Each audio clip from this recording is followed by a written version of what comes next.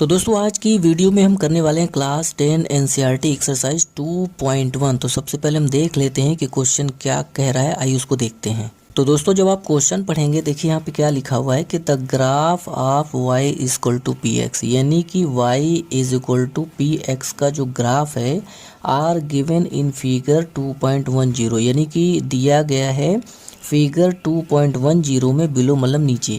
तो ये जो पूरा फिगर है इस फिगर को उसने नाम क्या दिया है 2.10, जिसके अंदर 6 फिगर उसने बनाए हुए हैं। Are some polynomials P X, इसका मतलब या कुछ पॉलिनोमियल पी एक्स। अगर हम देखिए फुल स्टॉप आ गया, अगर हम शुरू से इसका मीनिंग निकालें तो क्या निकलेगा कि y is equal to P X का ग्राफ जो है नीचे फिगर 2.10 में नीचे दिया गया है, या फिर कह लो कि कुछ पॉलिनोमियल्स पी एक्स का ग्राफ नीचे दिया गया है। अब दोस्तों आगे की लाइन में कह रहा है कि find the number of zeros of P X, यानी कि पी एक्स के नंबर ऑफ जीरोज फाइंड करो, यानी कि कितने जीरोज होंगे वो निकालो इन ईच केस, हर एक केस में, यानी कि हर एक फिगर में। तो दोस्तों सवाल तो हमने पढ़ लिया, लेकिन सवाल में आप देखें कि एक टर्म आया है पी एक्स।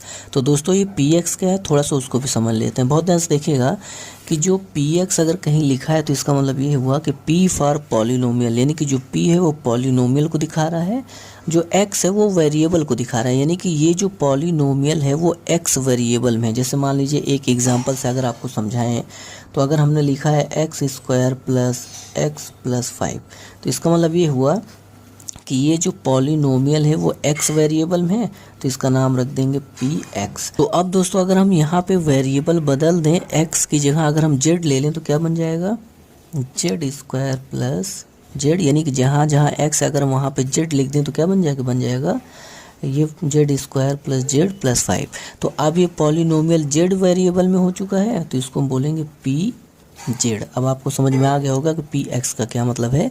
तो अब दोस्तों यहाँ तक आपको बात समझ में आई। सवाल में किया क्या है कि जो पी एक्स पॉलिनोमियल है उसको उसने y से दिखाया हुआ है, तो इसलिए यहाँ लिखा है y is equal to P X. तो दोस्तों सवाल तो हमने पढ़ लिया है, थोड़ा सा आइए ग्राफ को देख लेते हैं। बहुत ध्यान से देखिएगा कि ग्राफ में ये जो लाइन आपको दिख रही है पड़ी हुई, उसको बोलते हैं एक्स एक्सिस, और इसको दिखाते हैं एक्स और एक्स डैश से, यानी इसको दिखाते हैं एक्स और एक्स डैश से। अच्छा दोस्तों ये जो खड़ी लाइन है इसको बोलते हैं वाई एक्सिस, और इसको दिखाते हैं वाई और वाई डैश से। अब दोस्तों हमने यहाँ पे एक ग्राफ बनाया हुआ आपको समझाने के लिए। ये तो हो गया एक्स, ये हो गया एक्स डैश, और ये हो गया वाई, ये हो गया वाई डैश। तो यहाँ पर कोई भी जो लाइन आपको दिखे टेढ़ी मेढ़ी वो है ग्राफ। जैसे मान लीजिए ये लाइन हमने बनाया जूं, ये हमने लाइन बना दिया, ये है ग्राफ। अब दोस्तों जरूरी नहीं कि ग्राफ टेढ़ा बना हो, ग्राफ सीधा भी बन सकता है। जैसे पहले सवाल में था ये ऐसे ग्राफ बन गया, यानी कि कहने की मतलब है कि एक्स एक्सिस और वाई एक्सिस के अलावा अगर आपको कुछ भी यहाँ खींचा हुआ मिले तो वो भैया ग्राफ है। जैसे यहाँ पर देखो एक्स और वाई के अलावा ये टेढ़ी लाइन मिली है ग्राफ, एक्स और वाई के अलावा ये छोटी सी सीधी लाइन मिली है ग्राफ। तो ग्राफ जरूरी नहीं कि टेढ़ा हो, ग्राफ सीधा भी हो सकता है।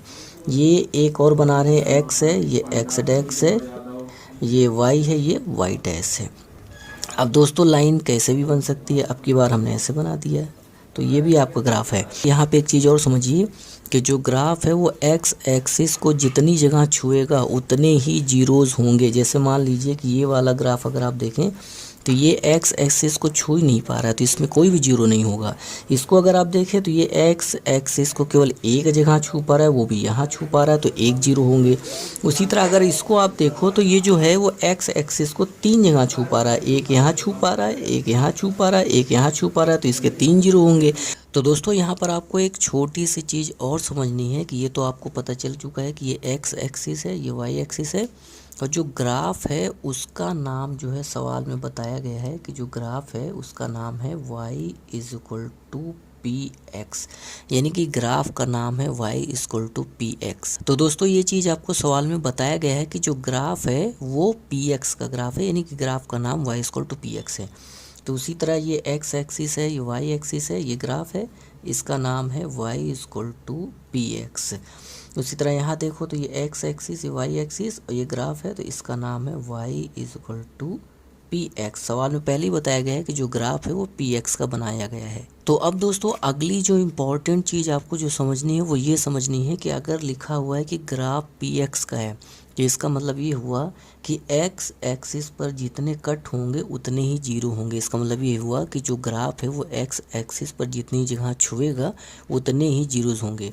अगर इस सवाल में ये बोलता है कि जो ग्राफ है वो पी वाई का है, तो इसका मतलब ये हुआ कि वाई एक्सिस पर जितने कट होंगे उतने जीरो होंगे। यानी कि अब आपको ये चेक करना है कि जो ग्राफ है वो वाई एक्सिस को कितनी जगह छू रहा है, उतने जीरोज होंगे। तो अब दोस्तों यहाँ तक बात आपको समझ में आई। लेकिन हमारे सवाल में बताया गया है कि जो ग्राफ है वो पी एक्स का है।